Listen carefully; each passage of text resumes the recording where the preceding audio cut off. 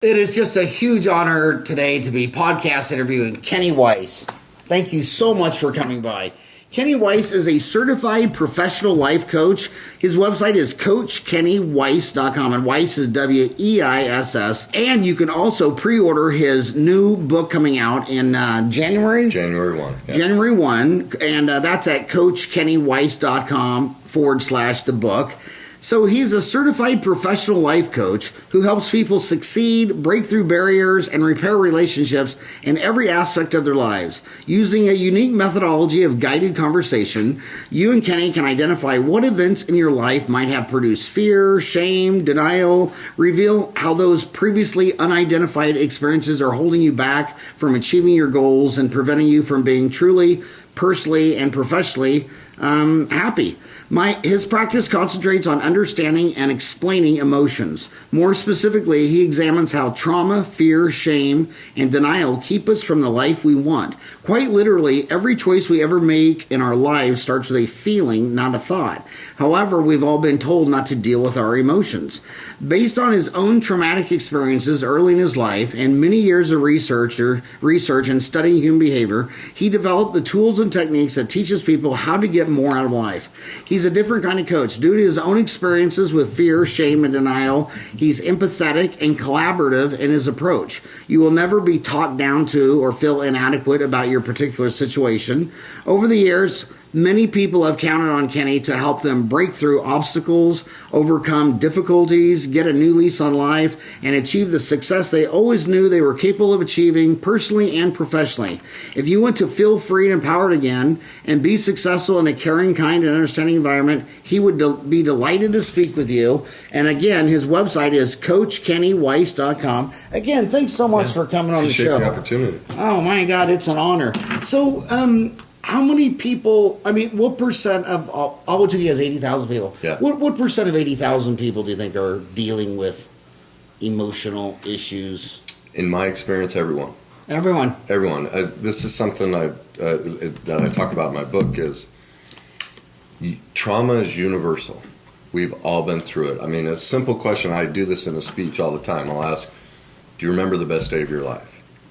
In general, 1 out of 40 will raise their hand and kind of haphazardly and kind of go, well, my marriage or first child being born, something like that. Then I ask, do you remember the worst day of your life? People will literally start crying. You'll see people grab for their phones, stare up, cross their arms, they're angry. Immediately, everyone remembers the worst day of their life. We're all stuck there. There's no education on emotions or trauma or any of this stuff. It's not that we're bad or we just don't know. So like a question like that, most people would think, no, I haven't been through anything. That's generally, most people that come to see me don't think there's anything like that, but that's always the source of the problem. And I'll show you another way to look at that. Have you ever had a time in your life where you wanted to do something or didn't want to do something? We're all chasing success in some form, whether it's our relationship or our business. And there's a time we're laying in bed and we're sitting there thinking, I know I need to go do this, right? That's a thought. But what happens? A feeling comes up. I don't want to do it. I don't feel like doing it. That comes from what I call our worst day cycle, which is that trauma event we went through. And out of all the coaches or success books out there, that's the one area nobody will touch. And that's what I'm an expert in, is that feeling, because that's what keeps us from achieving whatever it is we want. And there hasn't been a book or anyone that talks about that and goes into the detail that I do. So that's really what my skill set is. And it comes from my own, I struggled in life big time. Lots of addictions. I played pro sports that I never wanted to play. I didn't know any of that. It took me a long time to find these answers, but I literally have not seen anybody who has not suffered some sort of trauma in their life. And I'm not talking, we know the catastrophic kind, divorce and death and that, but just a simple thing like, here's an example. My parents were 16, 18 when they were married. 21 and 23 with 4 kids. They were kids raising kids, right? Well, my dad's just getting his college degree and starting work, and all 4 of his kids were athletes. Well, money was tight. I remember once reaching into the refrigerator to grab some cottage cheese. I was hungry. And my mom yelled, "You can't have that. That's for the dogs." Well, that's trauma. What that said to me, it wasn't her intent, but what that said to me was, the dogs need to get fed before you. So all my life, I've struggled around food. Now, again, my mom wasn't being mean or anything. No one's taught her any of this stuff either. So she was reliving her own events, and they came out. And so, but those are the type of little events that nobody would consider as trauma. But that comment right there is what sparks that moment when we lay in bed or we're out trying to do something and a feeling comes up and we can't execute what it is we want.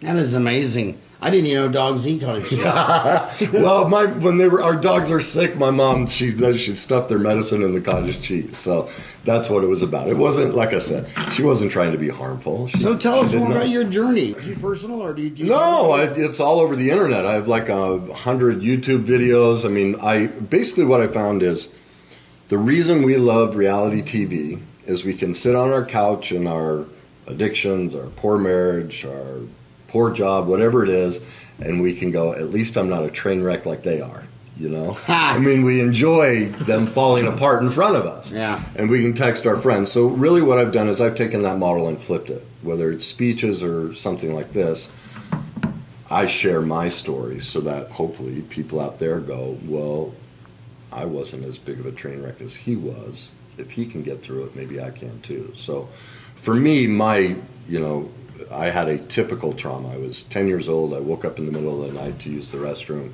I opened the door and my mom's passed out naked on the toilet. She was an alcoholic. I literally can still remember the feeling coming up through my body and screaming to myself, I'm changing. Well, like I said, my parents were young. They were doing the best they could. I mean, my mom should have been doing crack too. You know, she's 21 with 4 kids. That's a lot to take on. 4 kids. Yeah. I had 4 boys in 60 months. Yep. That's a lot of work. It is. So you know that. It's insane. A lot of it's work. pure insane. I don't care what age you are.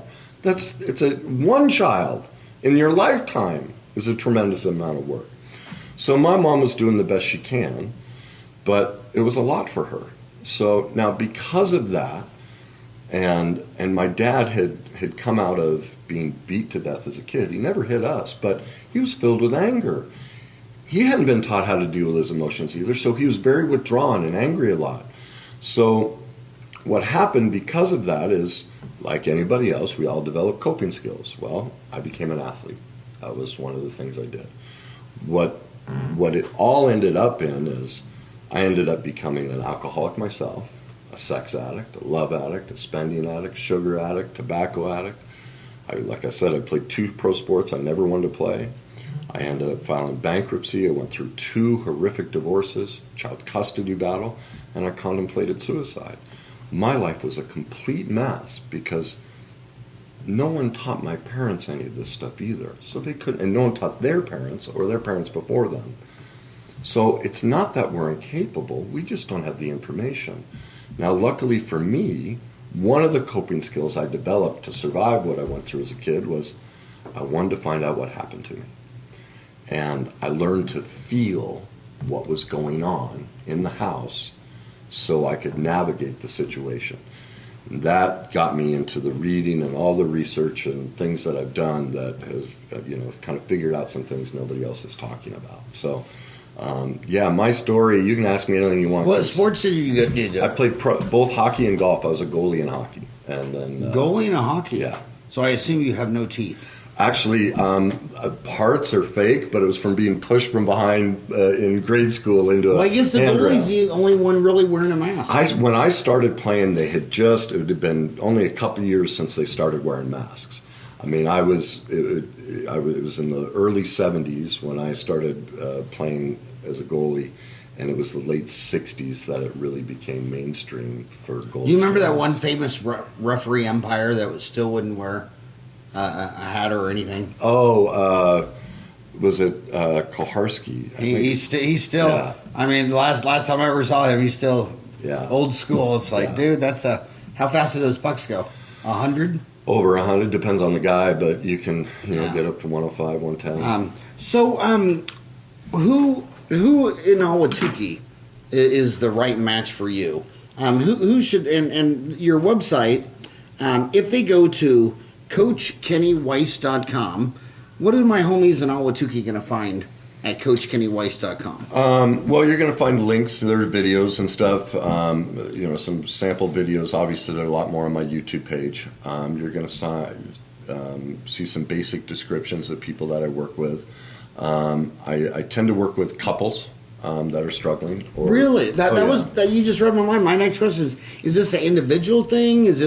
Does the whole family come in? Is it the couple? Well, I've worked with people that have kids that are struggling. What most people don't realize is the kids are just mirroring their parents. And so I now have a rule. Ryan, cover your ears. Cover your ears. So I was normal before I had 4 kids. So I will work with kids, but only if the parents will be involved, because generally the kids, it's an expression of the dynamic that's going on between the parents, and they're just modeling what they see. And so would you say a lot of what you do is marriage counseling? No, what's the difference in what you do in a marriage counselor? It's a mix of things, because I work with a lot of people in business as well, and I know this, if any part of a person's life isn't where they want it, especially in business, it is always this. Because think about it. This is a great analogy. You ever watch the show The Prophet with Marcus Lemonis? Yeah. He's... How do you say it? It's Lemonis. Marcus Lemonis, I believe is how you say it. I'm surprised they didn't do... Remember that back in the day they give you a Hollywood name? Yeah, that's right. You had a name like that. It's like, okay, we're not going with Lemonis. Well, he's a brilliant guy. I mean, he's done great in business, and when you watch the show, he works with people very well and everything. But if you watch that show, within the first segment, he pretty much has the process of the business figured out and fixed. People get it. Yeah, we need to lower our inventory here, make these structural changes. The whole show is about fixing the people. If a business isn't working, it's very rarely the process, yet most businesses spend all their money and efforts on tightening the process. Well, people run the process. And the companies in that show, almost all of them are struggling. The biggest struggle is always the dynamics, this what I call the worst day cycle that people are stuck in and reliving, and they bring that into the workplace.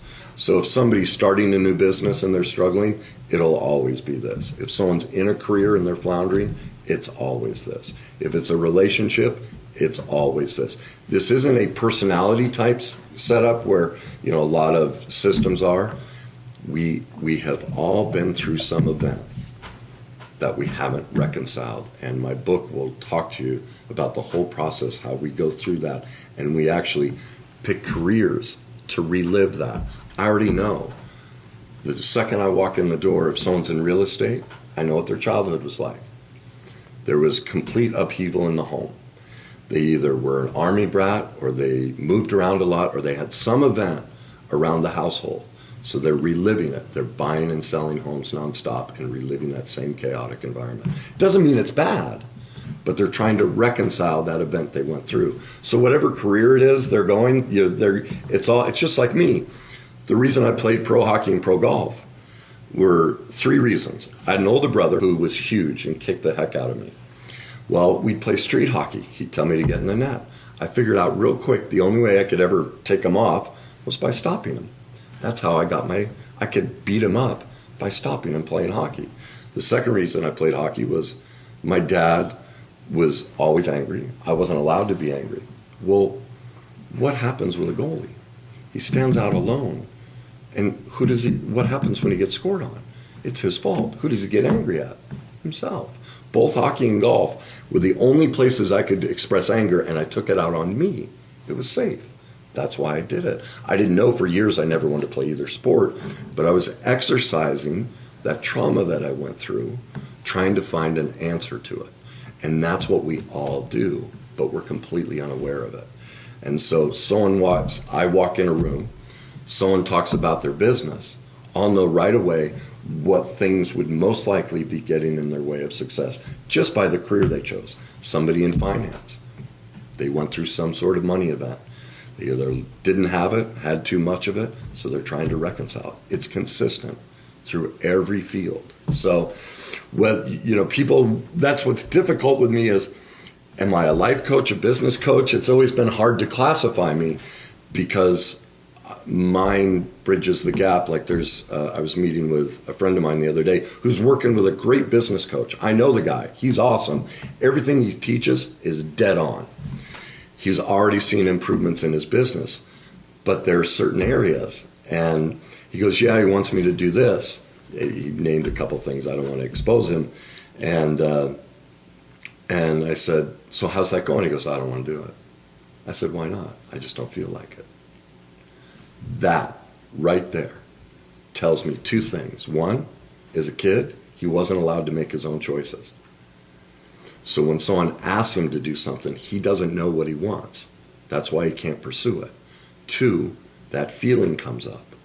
He doesn't want to do it.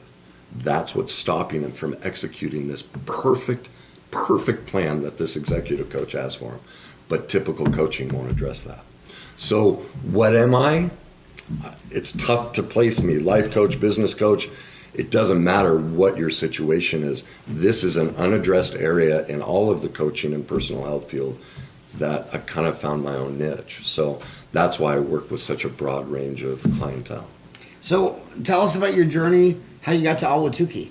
Well, I born and raised in Denver, lived there all my life. When I was playing hockey and other sports, I would go off to Canada or wherever I was playing.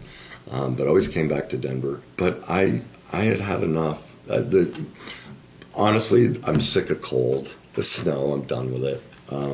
The traffic got insane. The cost of living got insane.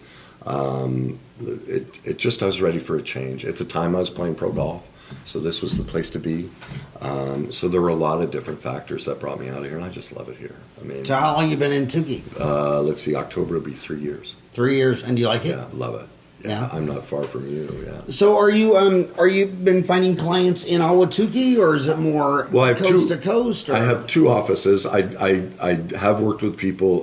People get in touch with me through Facebook or LinkedIn, or so I have worked with people in other states. I don't do phone conferencing because only 7% of all communication is words. 93% is physiology. I have to see them to know what they're really saying. So. I'll do video conferencing with people that don't live here. But there's a doctor's office up in Scottsdale that what most people don't realize too is even the CDC and the AMA estimate that between a minimum of 80 and 85% of all illness, injury, and disease is the cause of emotion that's trapped. It's how we express that trauma.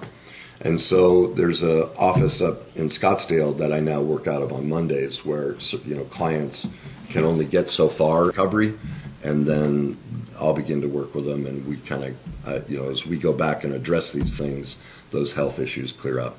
Yeah, it's not listed on the website, the Scottsdale office. You got a lot of nice YouTube videos in here. How many YouTube videos you say you have? I probably have it's somewhere between, I've lost count, somewhere between 80 and 100 on all different topics, whether they're business related or a lot of times people write me on Facebook and ask me questions. What should I do here? And I'll do a free video for anybody. Just send me a question on a certain topic. How do they send you a question? They just write through my Facebook page if they want, or they can use the contact info or the appointment.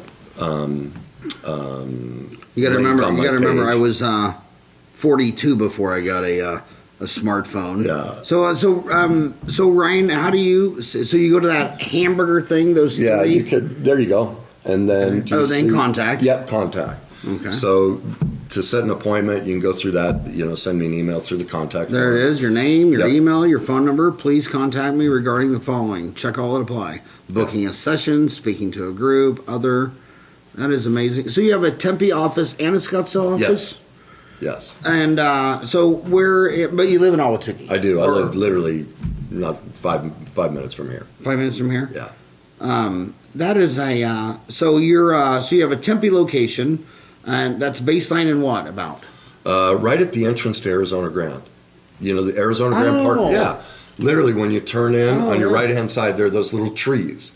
And, Right. you know, you don't even go over the bridge, over the little canal. Just before that, there's a little office park. So if you're it's coming off easy to get in. baseline, you're turning into Arizona Ground on Yep. your way to Rustler's Roost. Exactly. Yeah. Okay. But you don't even go that far. You literally, when you turn on Arizona Grand, you go about 50 feet, and there's a little entrance, a right-hand turn, just before that canal. Enchiladas is on your left, and just before you get over the canal and get to the fountain, Did you just call it enchiladas? It's ant. No, I tried to make sure. Yes, because I love that That place. is a great place. And So then it's just right there. It's right off the highway. Easy access in, easy access out. And then That's where's the why I one in picked Scottsdale? Hayden? Yeah, it's off of Hayden and Raintree. It's in a naturopath's office. Yeah. So on Mondays, I see clients out of there. And tell us about your book. Do you have children? I do. I have 3 of my own. I have a 23-year-old son, a 21-year-old daughter, and a 17-year-old daughter. Yeah, we're damn the same. I got 4 boys, 28, 26, 24, and 22. But I always said that most people that have written a book said writing books like having a child. I mean, Yeah. it's a year. Yeah. So tell us about your journey about writing a book, and when does it come out? Well, I've been So writing January for 1. Yeah, I've been writing probably for 30 years as I've discovered stuff. And so most of it hasn't been so much that process because I've been developing it for so long. It's been now, I have so much information, it's collating it and deciding what fits and what doesn't. And what's the message I really want to send. And I really want to send 3 messages. One, that best day, worst day. Like I said, when I ask that question in a speech, it shows people immediately that they're stuck living that worst day. They can't escape it. It gives them, because they weren't aware that they were still struggling with it. And so I walk through the process of why that is and where it comes from. Now, because of that worst day, we're stuck in what I call the worst day cycle. And what that includes is the original trauma we went through. And what happens, like that situation with my mom and the cottage cheese, that creates fear. And fear is always one of 3 things. It's either the fear of rejection, the fear of inadequacy, or the fear of powerlessness. Now think about that moment with my mom. I felt rejected. The dogs are more important than I am. I'm inadequate. I don't have the money to go buy my own food. And I'm completely powerless to do anything about it. Now, because of that, all of us, because no one's taught us how to deal with those emotions, we drop into shame. Now, shame, people mix up guilt and shame. People call shame guilt. Let me give you an example. Say I was late today for this. A guilt response would be, I like to be on time. I'm not happy that I showed up late. It's important to me. I think next time I'm going to set an alarm and give myself 10 extra minutes in case there's traffic problems. So guilt is, I look at the situation, I own it, and I put a plan in place to change it, but it doesn't tear down who I am as a person. Almost nobody talks to themselves that way. They go into shame. You stupid son of a, oh my God, everyone's going to think you're this, you're that, we just tear ourselves down. Now that's a byproduct of that original trauma and fear response. We feel less than, worthless. Here's the peace and shame that nobody talks about. Because of that, we then re-victimize ourselves. We actually set up our own problems in our relationships, our careers, and everything. And the reason we do it is it gives us power. The most powerful way to get power is to get sick or hurt. I discovered that when I was 18 years old. After finding my mom passed out at 10, I was in and out of hospitals for 6 or 8 years. I had countless broken bones, back problems, stomach problems. They couldn't find out what was wrong with either of those. Finally, one day, I'm laying on the garage floor because my back went out again, and I'm screaming at my mom, and I'm yelling because I'm on the floor, my crutches are in the rafters, I can't get them, I need her help. And I'm screaming at her, you selfish son of a, when are you going to stay sober long enough to take care of me? And I literally went ice cold. In that moment, I realized a couple things. One, that was the first time she had ever been drunk when I was sick or hurt. And 2, In that moment, I went, oh my God, I've been making myself get sick or hurt to control her drinking. Everyone else in the family got sick and hurt too, all the other kids. But I made sure I got more sick and more hurt. The house revolved around Kenny's illnesses. I didn't get sick or hurt after that moment. It stopped. That's why almost all of our, even like I said earlier, the stats prove it, and the science, I go through the science in my book of how we exercise this self-victimization and how we pick wives and husbands who treat us a certain way because it reminds us of that original event. But no one's told us how this works, so we're completely unaware that we're doing it to ourselves. So that's stage 3. Now, the other difficult stage for people is number 4, denial. Because the way our brain works, if we don't know something, even this information, I talk about this stuff in speeches, and I watch people literally leave the room. Because the way our brain is made, when we don't know something, our amygdala fires. That's our fear center. It protects us. If we don't have an emotional marker or some event in our life that we can categorize as safe, it immediately shuts down our prefrontal cortex. This is our ability to think, reason, make decisions. That's why we always wonder in a situation, why didn't they just do this? Like we're sitting on our couch going, it's so obvious. Well, they didn't know what to do because they don't have an emotional marker for it. The front part of their brain stopped. They can't make a decision. And so that's what happens with this, all this information as I share it with people, like I put in the book. You're going to have to read this book several times. You're going to have to get your amygdala to quiet down enough so that you can actually think through this and start to see how all of these patterns are showing up in your life. And this is why your marriage isn't working. This is why your career isn't working. This is why your family isn't working. Whatever area of your life isn't where you want it to be. So those are the first 2 points. And the third point is this. All my life, and even myself, I've heard everyone say they're afraid of success or afraid of failure. Did you just read my notes? No. My next question was, talk about the difference. Some people have fear of failure, some have fear of success. Yeah. It's like nobody's ever been afraid of failure. Ever. Not once. I can't believe I wrote that, and then you. Yeah. I thought you were okay, but anyway, is there? Yeah, it's true. He did. Yeah, so. Some people, he's afraid of failure. This guy's afraid of success. None of us are afraid of failure ever. None ever. of us are afraid of failure. Never. Every single person. I said it for years too. But what we do, here's the truth. What happens when we sit there and consider? We all know. My relationship is suffering because of this. We know the reason. But that, like I said earlier, that feeling comes up. We don't want to deal with it. Just like that business guy I talked to who's working with a coach. I don't want to go there. He said, he doesn't want to deal with it. He has just chosen failure. He's not afraid of it. It's part of the worst day cycle. He doesn't know the reason he continues to choose that feeling and stay away from it is because his brain seeks comfort. It seeks what it knows. It knows that worst day cycle, so it stays in failure. He already knows if he chooses this, his life will be different. He'll succeed. That's our greatest fear because we have no emotional marker for success. That's why the whole point when I asked that question, best day, worst day, nobody remembers their best day. Nobody. But we know our worst day. We know countless worst days.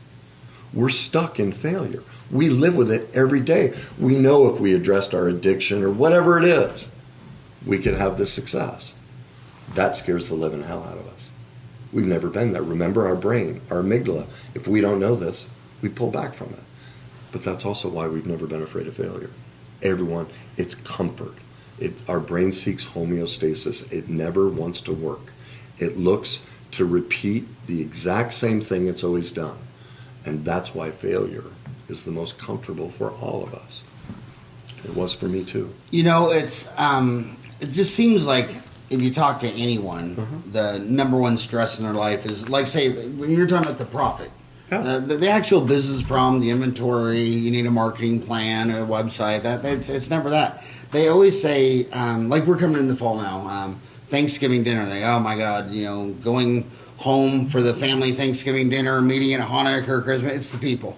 And then I'll say, what about your work? They never say, I can't figure out my job. It's always like, oh my God, my manager, or I'm on a team with 5 other people. Yeah. But it seems like if you really listen to anybody, it's just people. Yeah. It's your family at home, it's your friends, it's your work. So, and which is kind of bizarre because people spend so much time on Facebook. Yeah. So people is the biggest. It is.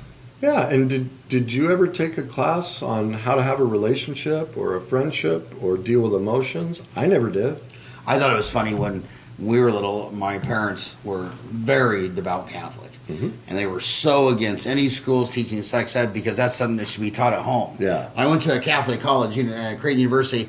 Nobody got a sex ed from their parents. Yeah. So it's like these kids come out of Mountain Point and they know algebra and geometry. And the next thing you know, they're having a baby. Yeah. It's like there's no information. Yeah.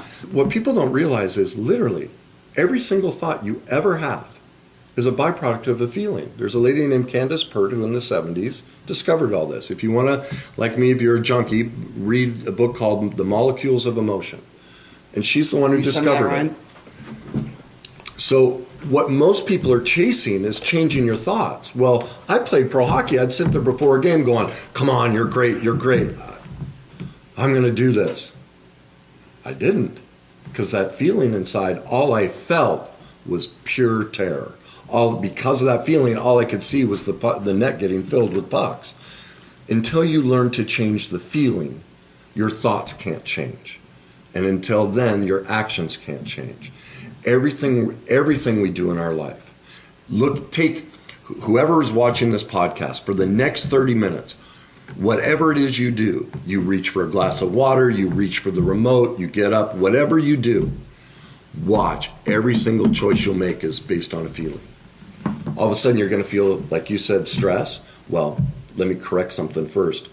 Stress is fear. See, this is that double language we use. People don't know this. The stress reaction is the exact same reaction as fear. Here's that self-victimization, the shame piece, to give us power. What we've done is we don't want to call it fear. We don't want to say, I'm feared right now.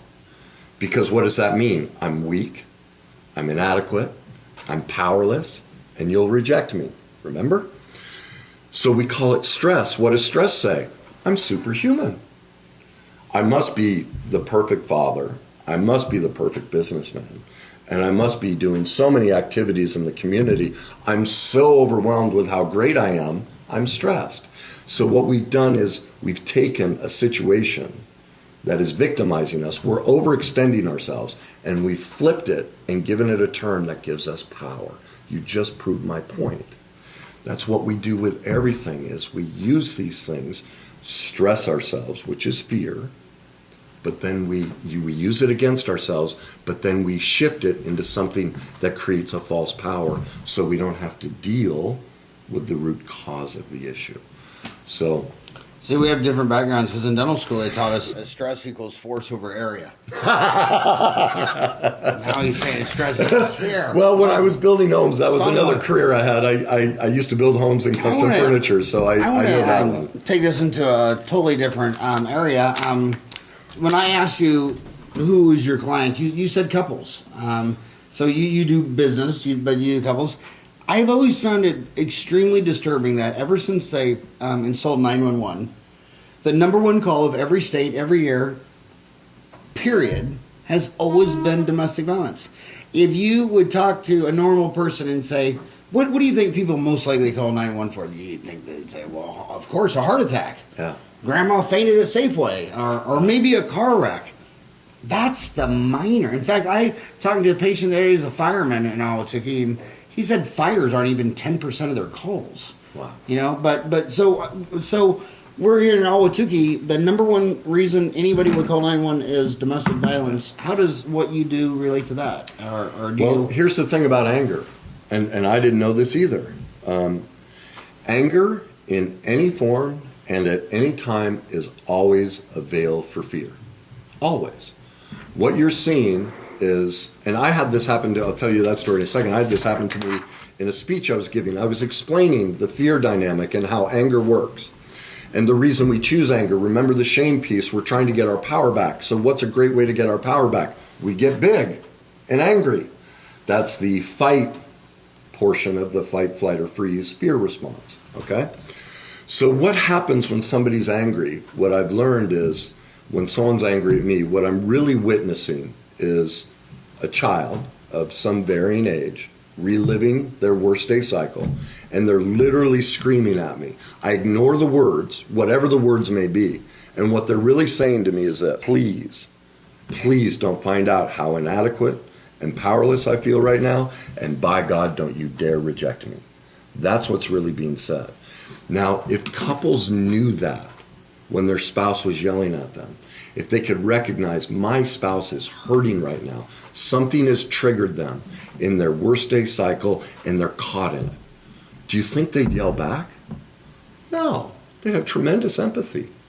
I mean, literally, I picture a child huddled in the corner screaming at me. Well, I'm not going to yell back at him. Instead, what I do is I ask a question, what's going on? What do you need from me? Completely changes the dynamic. A teller, whatever it is, usually when I say that, they just collapse. They just, all the pain, they just start crying. Everything comes out. You get to the source of what's really going on. So with the couples that constantly fight, they're fighting because they don't have this information. It's not because they're bad people. No one's taught them. As I had to learn, you can only do what you know. That's it. That's all we're ever doing is what we know. Until you know better, you can't do better. And so when I have couples or individuals looking to get in relationships, as they gain this knowledge, their relationship gets better. It grows. I mean, I have several, I could tell several stories of clients, with marriages failing. At one client, I just saw they just had a baby. They were divorcing. They had moved out, sold the house, back together and have a baby. They didn't have this information. Now they can work through it. So I would, you would think the worst domestic violence was, maybe it's because I'm a dentist, where if you punch me and knocked out my tooth, that would seem very traumatic. But you always hear people saying that they're not the physical trauma, but the mental trauma, the emotional trauma is worse. It is. So why is I was physically abused in my first marriage. Why is not getting your tooth knocked out better? I mean, why is, explain the difference between emotional and physical trauma. They're both horrific. I wouldn't classify one as better than the other or less than the other. That's one thing I learned about trauma, is we try and classify it. We look at my situation with my mom and go, oh my God, that was so bad. Well, mine wasn't that bad. I don't need help. Well, if your only incidence was the cottage cheese incidents, that for you equates to me finding my mom on a toilet, because that's your worst day. They're equivalent. So people want to break out things and go, that's part of the denial process. We minimize, suppress, and repress it because we don't have the tools to deal with it. So that's a very common part of the cycle, is that we all try and minimize, oh, it wasn't that bad, I didn't know, I don't need him, I don't need to deal with this. So what I didn't realize is, in my first marriage, I was both physically and emotionally abused. Well, for years, I hated her for it, until I realized I picked it. I set it up. Now, why did I do that? This was an earth-shattering moment for me when I realized that I picked someone who would treat me that way because of the manipulations of younger, when I was playing hockey and other things that I did. I felt so poorly about myself. Remember the shame piece. We choose to hurt ourselves to get our power back. I picked somebody who would treat me that way because at least I'm in control of it now. That's why we set ourselves up in situations like that. So somebody who's in an environment like that, just like me, why they stay is they don't know how to say no. If you grew up the way we all did, codependent and enmeshed. Codependent and what? Codependent and enmeshed. Enmeshment is when, you see this on Facebook all the time, the parents who are living their lives through their kids. They're over-involved in their kids. They do too much for them. Their kid gets a failing grade and the parents are down there screaming at the teachers. That's not a parent's job. You need to let the child handle that. But we don't know that, and we think it's loving. It's incredibly destructive to our children. And so what happens for a child like that is they never had to figure it out themselves. And they also had to adopt, well, if you're my parent, my life depends on you. I have to do what you say. So they don't know how to say no. So someone like me, when I was getting hit, I literally didn't know I could say no to it. My counselor, when I first got out of that marriage, and I do this with all my clients because everyone struggles with this, I tell them for the next week, I don't care what it is, I want you to say no to everything. Then go think about it and decide if it's something you want to do. The first thing I did when I left his office, I went to dinner. That poor waitress walks up, do you want water? And I was literally shaking. I went into a sweat and I said, no. She walked off, and then I just, this feeling, I was like, oh my God, I'd never experienced that. Now for some, it's not that severe, but for most, the thought of saying no makes them feel guilty or like they're a bad person. That's a sure sign you grew up with codependency and enmeshment, and you're stuck in your worst day cycle. If it's difficult for you to say no at any time, that's what's getting in your way of your success process of anything you're doing. So someone who's in a domestic violence situation, there are two reasons they're stuck. One, they never knew how to say no. And two, because our brain and body seeks what it knows, that gives me an indication of what their childhood was like. And so they've sought out this person and they're reliving it. It's comfortable. I could literally take that person, put them in a room of 10,000 people, and like radar, they will find them. They'll just somehow be attracted to this person and nobody else. It's how it works for everybody. This isn't a certain person dynamic, it's a human dynamic that we all do. It's the way our brains are, and I don't want to get into all the detail. My book gets into how the brain works and how that happens. There was an old saying back when I was in college, the two sickest people will always meet at the bar. Yeah. Anywhere. They'll find each other. Yeah. It's kind of interesting. I mean, we got some big numbers here. In America, 30,000 a year commit suicide. 30,000 die in accidents, and you have ADOT and the Department of Transportation spending billions for this 30,000 accidents. You have 30,000 accidents. What was the other one? Suicide. Car wrecks. Yeah. So 30,000 suicides, 30,000 car wrecks, and 30,000 accidents die each year. So for the 30,000 car accidents, we have all these government agencies spending billions to make the roads safer. For the 30,000 accidents, you got OSHA and all this training and all that. But for the 30,000 suicides a year, I mean, we don't even have. We have an agency for transportation, ADOT. An agency for the 30,000 accidents, OSHA. We don't even have a suicide agency. No. And now we have this new one, which didn't exist when we were little, which is 50,000 from opioid addiction. Yeah. So when you look at, so it's like if 30,000 die in accidents and 30,000 die in work-related accidents, OSHA, this opioid addiction, they're saying a hell of a lot of that is because of depression. It is.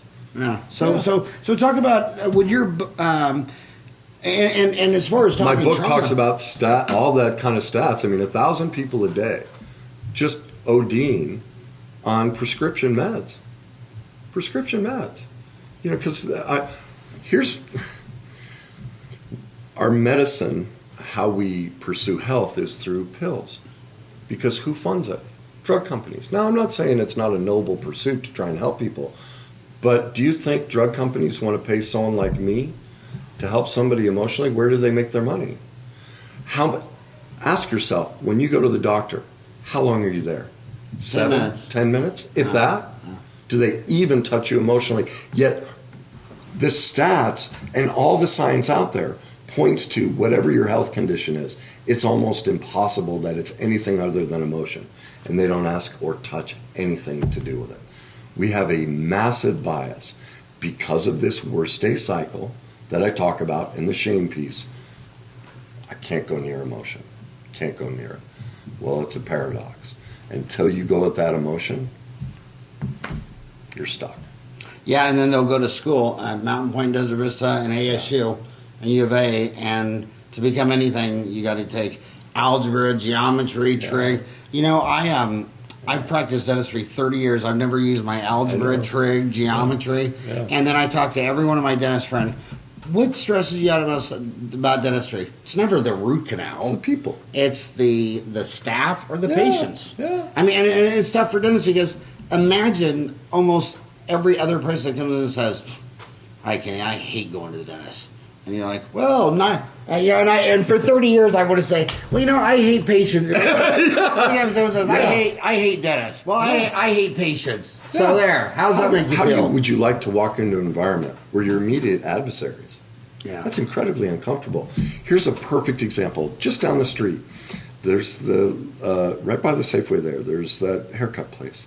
And there's a girl who cuts my hair. Oh, every you month. had to bring up that. Yeah, well. Make me feel inadequate, powerless, and rejected. That's right. So we know each other well enough that I could have. Which hair salon is this? It's just Cost Cutters or whatever it is, right next to the Safeway. Between Safeway and It's Brad's right place? next to this. Yeah, exactly, right there. Okay. Yeah. We need to get Brad in here. Anyway. And every time I go in there, we talk about our latest relationship and how bad it is and what a jerk the guy is and when is she going to find somebody great. And finally, after months of hearing this, and we'd built enough of a relationship, I turned to her and I said, "April, let me cut your hair." She looked at me, she said, "No." I said, "Why not?" And she goes, "Well, have you ever cut hair before?" And I said, "No, but I'm 51 now. I've been watching since I was 10 years old. People cut my hair. I think I could do a pretty good job at it." Hands on the hips. She's like, "You're crazy." And I said, "You know, April, I find it fascinating that the most important thing in our life, relationships, none of us have been taught a single thing about. And so when we go on a date, we walk in the room and we go, here's my heart. I know you know nothing about relationships, and neither do I, but don't you dare screw it up. And oh, by the way, if you do, you're to blame.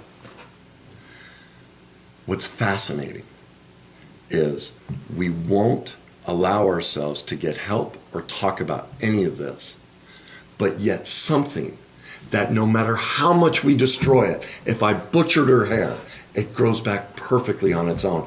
I need a license. I need to go to school before she'll let me touch her hair. That seems absolutely insane to me. You want to know why these statistics are that way? That's the perfect example. We have this bias that says, you can cut my hair, but you can't touch my emotions. Well, if any part of your life isn't where you want it to be, it's always that. Nothing else. Now, do you see any gender bias or little boy? Because how many times you heard people tell little boys, "Don't cry"? Oh, sure. But they didn't say it to their little daughter. Yeah. Do you think boys have more? Do you think there's any biases towards men versus? What difference are there really being men or It's women? universal, and I have a lot of empathy for women in our age bracket. Actually, I have a lot of clients in our age bracket that are female, because they were really the first group, the post-feminism group that got thrown out in the workforce. And what were they told? Honey, if you're going to come in this boardroom, you better act like one of us. So they basically cut off their greatest gift, their ability to feel, and became men. They shut down who they were.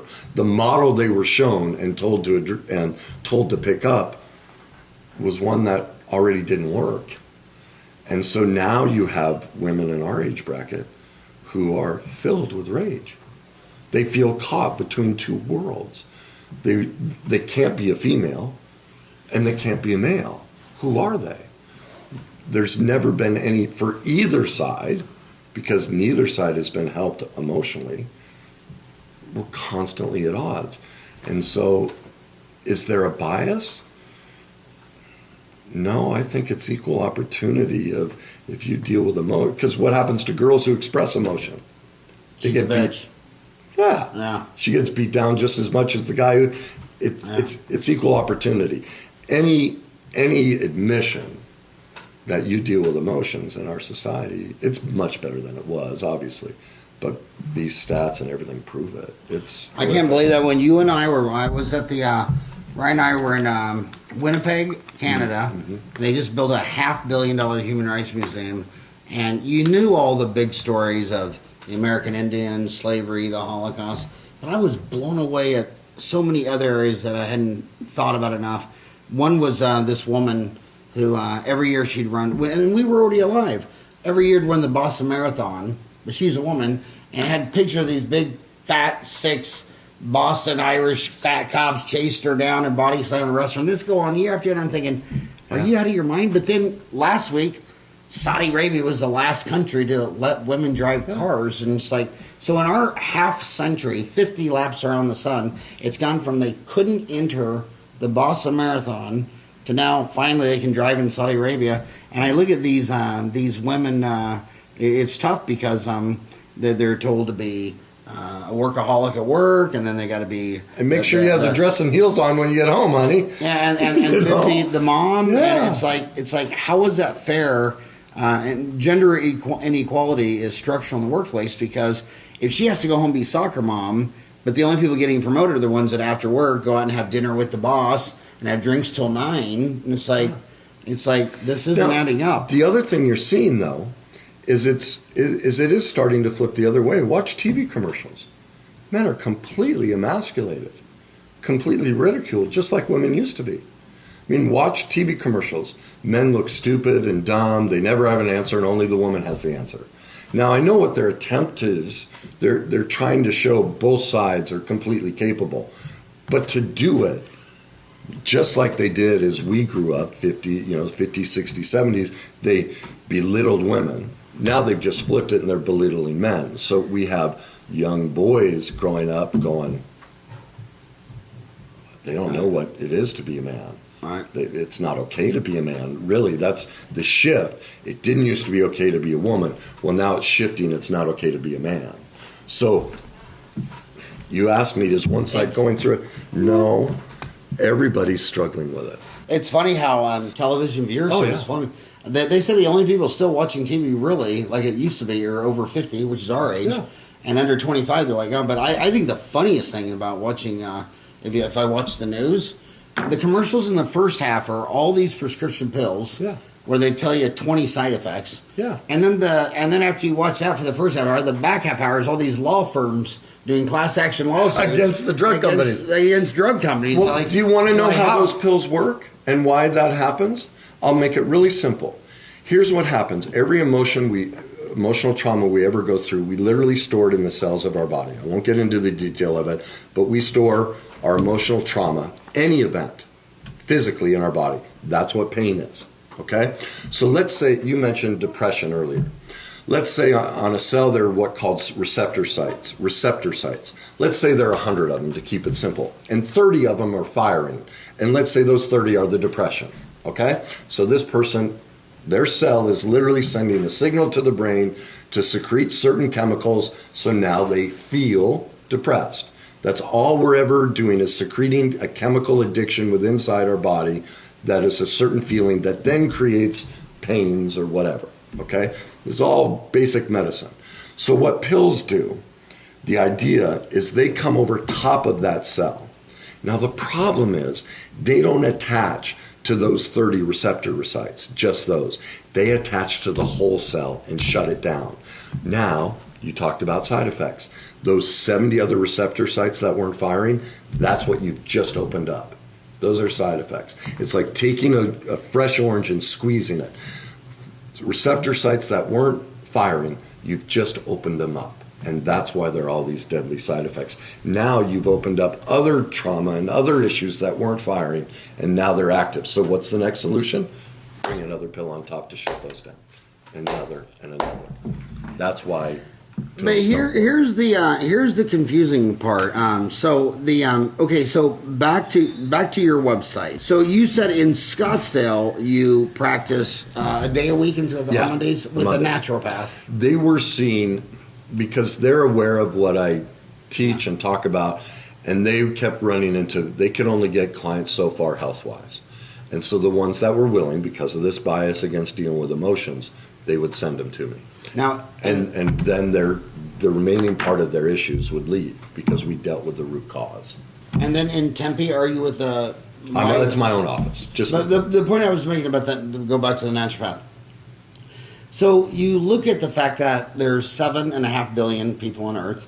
There's 322 million in America, which means we're 5% of the planet, but we take half the prescription pills. So I'm not saying that your prescription pill you shouldn't be taking. No one's making a medical claim, but doesn't it seem like a red flag if 1 out of 20 people take half the pills? And then number 2 is this. A lot of society has this taboo or backlash against holistic medicine or holistic dentist or naturopaths. It's like, well, what is your alternative? I mean, if you go to a physician, well, you have high blood pressure, take that pill. You have high cholesterol, take this pill.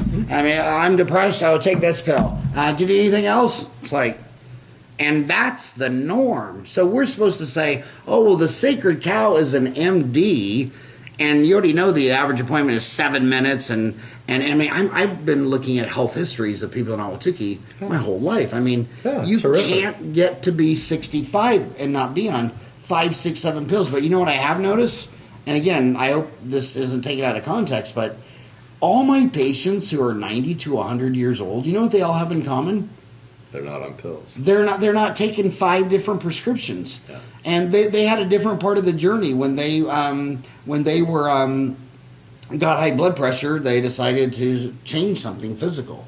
When they got anger and depression, they decided to go to a counselor. But here's the one thing we're seeing in dentistry. Women see, okay, I'll tell you a story about migraines. Sure. When 30 years ago they said, well, migraines, that's something women got. And then we found out later that it's men and women have them the same level. It's just that women will raise their hand and get help. You talk to a dental consultant of a dental business going under. 2/3 of all their clients are women because the same reason your dad wouldn't ask for directions. Yeah. You know, it's like if a man can't figure it out, he'll just sit there and it's almost be their own worst enemy. But that's the shame piece I'm talking about. They're victimizing themselves because it gives them power. Because remember, from the trauma, it was taken from us. It happened to us. We lost our authentic power. So we set it up ourselves by not asking for help. Because at least I'm doing it to me. But then you said, why don't we address any of this? That's the denial piece. If we don't know something, it's a threat to us. So we shut it out. Nope, can't be that. Because it goes back to this cycle. It's tough to get into how this all works. But I'm trying to. So if they own a business, it's really, we both agree on the problem. It's never the process. The problem's never the dentist saying, "Well, how do you bill insurance claims? How do you do a root canal?" You can learn how to do root canals on YouTube. It's always the people side. So I'm trying to. So usually your average client is the couples. If it's a problem from business or a problem in marriage, it's usually couples, or it's primarily individuals. It's primarily individuals, and it's a wide cross section, because what it really is, the common theme is, they're done. They're done. They've tried everything else. It hasn't worked because no one touches where I go. And so whether they're in a relationship, a business, they're an athlete, because I work with athletes as well, whatever it is, they're done. Because to do this kind of work, that shame and denial piece, you have to be ready to face that. And because of our society, all these stats and everything you just talked about, most people aren't in enough pain. And they're, screw it, I don't need to deal with that.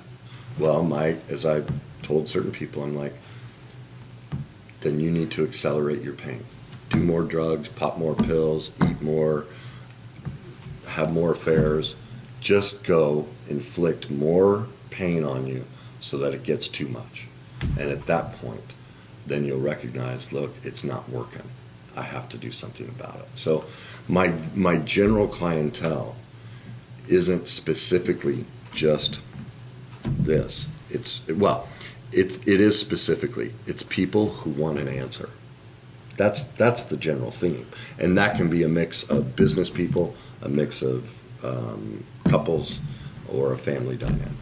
And how much is an initial consultation? How much does that cost? I always do a free initial 30 to 45 minutes, just sit and talk and see if we're a good fit. I mean, that I will always do for free for anybody. On the phone or in the No, in the office. Yeah, just so anybody listening can go to Kenny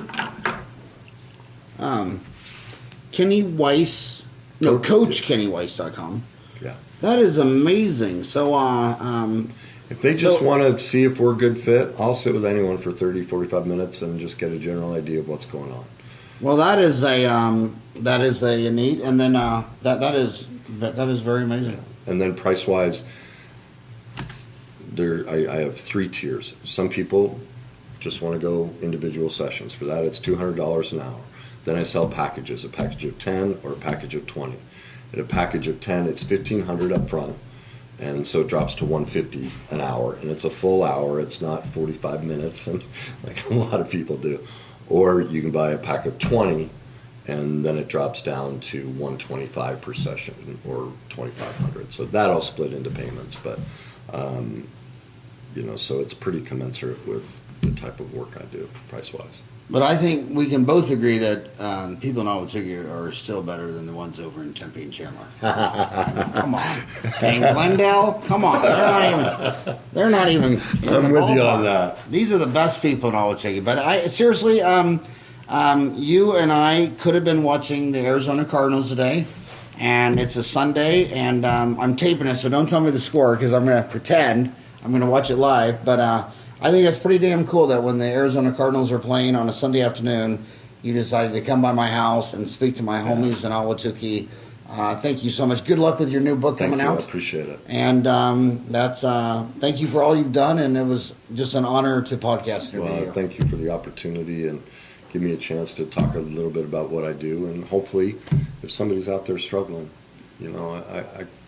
this can help a lot of people. So I appreciate you being willing to offer that to them. So thank you for that. And Ryan, if you heard him correctly, the children always screw up the parents. That's the only thing I heard of this whole entire interview. Thank you for justifying that. All right. Thank you very much, Kenny.